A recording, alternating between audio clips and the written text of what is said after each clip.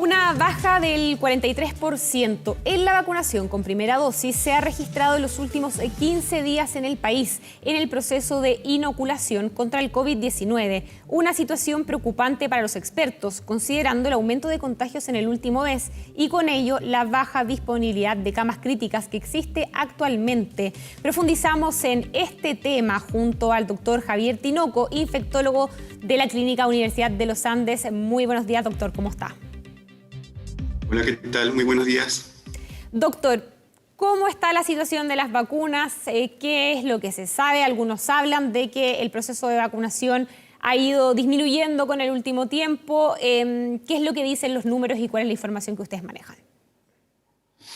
Bueno, sí, se ha visto una disminución en la cobertura de vacunación conforme se ha avanzado a edades un poco más jóvenes, ¿ya? Efectivamente hemos visto que las personas, cuando recién empezó la campaña, mayores de edad, con enfermedades crónicas, alcanzaron un nivel de cobertura, o sea, de inmunización con 2 dosis de las vacunas, importante, sobre el 70, 65, 80% en algunos grupos de edad.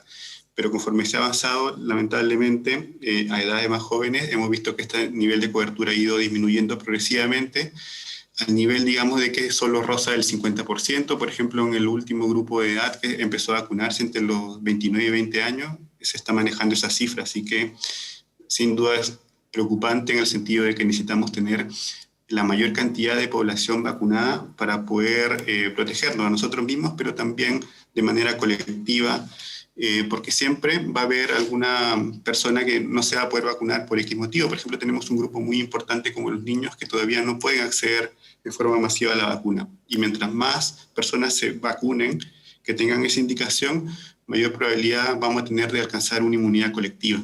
Pero lamentablemente hemos visto esa disminución que tú señalas. Doctor, precisamente eso le quería hablar. Estuvimos hablando prácticamente gran parte del año pasado y a comienzos de la inmunidad de rebaño, de cuándo vamos a llegar a esta inmunidad de rebaño, de lo que va a significar tenerla, que el país esté más abierto, que las medidas se relajen. Y hemos todos hablado de que estamos esperando esto, pero no llega. Y eso también hace relación con que no se está alcanzando el porcentaje que se buscaba para poder llegar a esta inmunidad de rebaño, que la vacuna juega un rol fundamental. Esta baja en la vacunación porque los rezagados no han ido a vacunarse y porque todavía falta un grupo de la población, ¿cuánto podría demorar lograr este objetivo del que tanto se habló del 80% de la población que estuviera ya inoculada y con eso poder hablar de una inmunidad de rebaño, ¿no? Sí, mucho se habló del 70%, el 80%, teniendo referencia, digamos, otras enfermedades infecciosas transmisibles y otras vacunas. Pero yo creo que en el caso del exactamente de esa inmunidad colectiva, qué porcentaje exactamente vamos a necesitar, yo creo que mientras más personas se vacunen, mayor probabilidad tenemos de algún momento lograrla. Pero no se puede decir con certeza a tal fecha o con tal porcentaje lo vamos a lograr, porque eso depende de muchos factores. Depende de la transmisibilidad, digamos, de la enfermedad, de la eficacia de las vacunas. Tú viste tal vez de que el 30 de junio se había estimado que nosotros íbamos a llegar a un porcentaje del 70% de personas vacunadas con 2 dosis y eso finalmente no se logró porque vimos en el camino que la adherencia a la vacunación iba disminuyendo. Así que es difícil poder estimar con certeza cuándo vamos a lograrlo. Pero el mensaje yo creo más importante es que las personas que puedan acceder a la vacuna y no lo hayan hecho todavía, que ojalá se vacunen. Es una medida, y eso lo reitero, es como protección individual, pero también es muy importante que tengamos conciencia de que siempre vamos a tener en nuestra familia una persona adulto mayor, con alguna enfermedad crónica, contacto con niños que te mencionaba no se pueden vacunar, y también significa una protección para ellos, para nuestros seres, digamos, más queridos, las personas que están con nosotros. Doctor, en ese sentido, ¿cuál es la implicancia directa de que la gente no se vacune? Yo sé que hemos hablado mucho de esto, pero también para hacerle un llamado a las personas que nos están viendo y para que también todos podamos entender bien qué significa que haya un grupo de rezagados muy grande, por ejemplo, qué significa que el calendario de vacunación no se cumpla al pie de la letra porque hay grupos que no se quieren vacunar, qué significa en las camas UCI, en las urgencias, en las medidas restrictivas, cosas que nos tocan muy de cerca, ¿no? Sí, bueno, hay un resultado muy evidente. Yo creo que todos los doctores lo estamos viendo, digamos, que al atender a estos pacientes, de que estamos viendo en su mayoría pacientes hospitalizados y pacientes en estado crítico que no se han vacunado, ¿ya? O que han recibido solo una dosis de la vacuna, y es la minoría los casos de los pacientes que se han vacunado con 2 dosis. O sea, efectivamente, el año pasado hablábamos de casos graves de pacientes mayores con enfermedades crónicas de mucho tiempo, que se complicaban y finalmente terminaban complicándose o falleciendo. Pero esto, lamentablemente, lo estamos viendo en pacientes jóvenes, pacientes con pocos factores de riesgo o ninguno. Y justamente son las personas que están susceptibles de enfermar porque no se han vacunado. En ese sentido, doctor, le quería consultar por el tema de lo que se ha hablado, que usted lo mencionaba al comienzo de su respuesta, el tema de las dosis. Porque ya se está hablando de que, por ejemplo, se evalúa en ciertas vacunas como la Sinovac una tercera dosis, o ha habido cambios con las dosis de AstraZeneca, por ejemplo, a los menores de una cierta edad que se vacunen con Pfizer. Es parte de todo un proceso investigativo y de estudios que se está realizando también. Pero ¿cuándo creen ustedes, los expertos, que vamos a poder tener mayor información de si va a ser necesario o no seguir aumentando estas dosis, una tercera en el caso de Sinovac, o repetir, por ejemplo, el proceso de vacunación a los que tienen otro tipo de vacuna? ¿Cuándo vamos a poder tener quizás un poco más de certeza de aquello? Sí, bueno, eso lo vamos a saber conforme vayan avanzando los estudios clínicos que todavía se han mantenido en desarrollo, para poder ver el beneficio, para poder ver primero si es que hay un deterioro de la inmunidad con el tiempo, después de 2 dosis de vacuna. Yo creo que es bastante esperable, y eso los estudios nos van a clarificar seguro, de que tengamos que recibir una tercera dosis o ir renovando, por ejemplo, nuestra inmunidad cada cierto tiempo, como se hace, por ejemplo, con vacunas de influenza, para protegernos contra COVID-19. Claro, y también otro punto muy importante es que también estamos viendo el fenómeno de las variantes, y puede ser que las vacunas que se vayan produciendo para protección de COVID-19 se vayan actualizando, renovando conforme van apareciendo estas variantes, y que hemos visto que todavía pueden ser bastante transmisibles, algunas se han asociado incluso a mayor gravedad, así que yo creo que ese fenómeno nos obliga a ir pensando en que vamos a necesitar sin duda nuevas dosis de vacuna y una actualización periódica de nuestra inmunidad tal vez. Doctor, otro de los datos de los que hemos ido conociendo es que el 71% de las personas, por ejemplo, que están hoy día utilizando camas críticas, que están en la UCI, son personas que o no están vacunadas o bien no han completado las 2 dosis, por ejemplo, su calendario de vacunación completo, ¿no? ¿Cómo afecta y qué llamado se le hace a la población para cumplir con lo establecido en el calendario de la vacuna, en el ponerse las dosis que correspondan?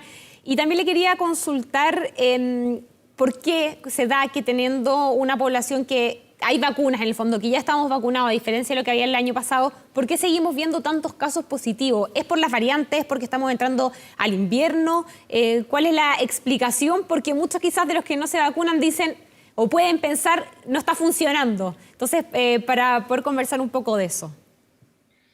Sí, bueno, de todas maneras, el mensaje es para las personas que no se han vacunado aún, a los rezagados, que ya han podido vacunarse antes conforme el programa de vacunación avanzado, pero no por ser más jóvenes o por no tener enfermedades crónicas, no están exentos a presentar un cuadro grave de COVID-19. Eso yo creo que es importante. Nadie puede predecir con anticipación de que vaya a presentarse de manera leve la enfermedad, es ser solo un resfrío, como muchas personas estiman. En verdad, nadie puede predecirlo, y justamente es la realidad que estamos viendo, que las personas que están susceptibles, no inmunizadas, son las que están enfermando de manera grave y están ocupando las camas UCI de los hospitales y clínicas. Así que yo creo que eso me gustaría reforzarlo, de que las personas que puedan vacunarse, que por favor lo hagan. Y no olvidarse, digamos, que es protección individual, pero también protección para las personas, digamos, que nos rodean. Lo otro, claro, estamos viendo que todavía los casos no han bajado de forma significativa. Como te decía, puede que necesitemos todavía un mayor porcentaje de personas vacunadas, una mayor cobertura, porque todavía, si tú revisas, hay como un 50% de personas, un poco menos, que todavía no han recibido su dosis de vacuna y todavía están susceptibles de enfermar. Es un porcentaje muy importante todavía que está aún susceptible. Pero yo creo que en los casos actuales que estamos viendo, el mayor número en esta segunda ola se da por varios factores, en verdad. Uno, está dado sin duda tal vez por la circulación de nuevas variantes, otra por la condición climática del frío que hace que, por ejemplo, las personas estén más hacinadas, más en ambientes cerrados, con alguna dificultad en la ventilación de los espacios, eso también influye. También creo que existe un cansancio respecto al cumplimiento de las medidas de autocuidado que tanto se han hablado. Existe una especie de fatiga pandémica, como se ha denominado, que eso obviamente hace incumplir las medidas de buena manera. Así que eso, yo creo que es muy importante que las personas entiendan de que si está la posibilidad de vacunarse, que por favor lo hagan. Y lamentablemente estamos viendo que estas personas que no lo han hecho están enfermando de manera grave.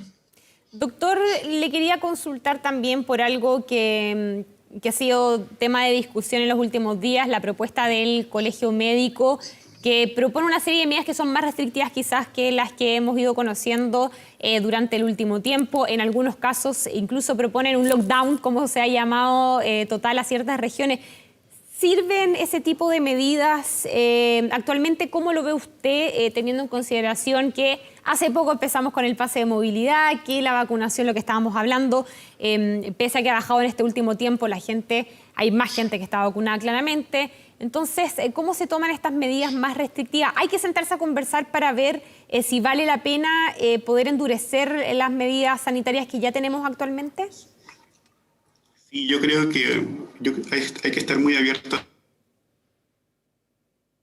Vamos a retomar el contacto con el doctor. Ya estábamos conversando sobre el tema de la vacunación principalmente.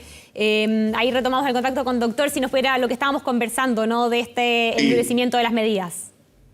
Sí, perdón, se cortó el internet. Sí, yo le decía de que sin duda hay algunas medidas que ha propuesto el Colegio Médico, en el que también hay expertos detrás asesorando, que de todas maneras son revisables y pueden ser rescatables. O sea, evidentemente un cortocircuito de 3 semanas efectivamente puede ayudar a disminuir de forma importante el número de casos, si es que uno conoce ya el tiempo de incubación de la enfermedad, el tiempo, digamos, de enfermedad de la mayoría de pacientes. Sin duda eso podría ayudar a controlar el número de casos de personas infectadas por COVID. Tal vez la ocupación de UCI demore más tiempo, porque sabemos que los pacientes que enferman grave y se hospitalizan permanecen por mucho tiempo hospitalizados. Eso tal vez no baje tan inmediato, pero sí puede ayudar en cuanto al número de casos a tener un mejor control. Hay otras ideas, por ejemplo, como la de mantener ciertas áreas territoriales que ya bajaron sus números de casos de COVID, mantenerlas más o menos con un número de casos bajo, haciendo PCR de screening a las personas que entran y salen, digamos, de esa área, de manera de mantenerlas con COVID-0, como se ha propuesto. Yo creo que son ideas que igual hay que revisar y ojalá poder discutir, que podrían ayudar en el control de la pandemia. Hay otras más difíciles, por ejemplo, el de las fronteras, mantenerlas permanentemente cerradas en forma indefinida, que puede ser un poco más complejo. Pero yo creo que no hay que cerrarse a ninguna, digamos, de las cosas que se proponen y también escuchar a los expertos que están detrás y que han revisado las mejores medidas que se han aplicado en el mundo para controlar la pandemia. Así que yo creo que es revisable, evidentemente. Bien, doctor, muchas gracias por este contacto. El llamado sigue siendo, por cierto, a cumplir con las medidas sanitarias. Muy buenos días. Gracias a ustedes.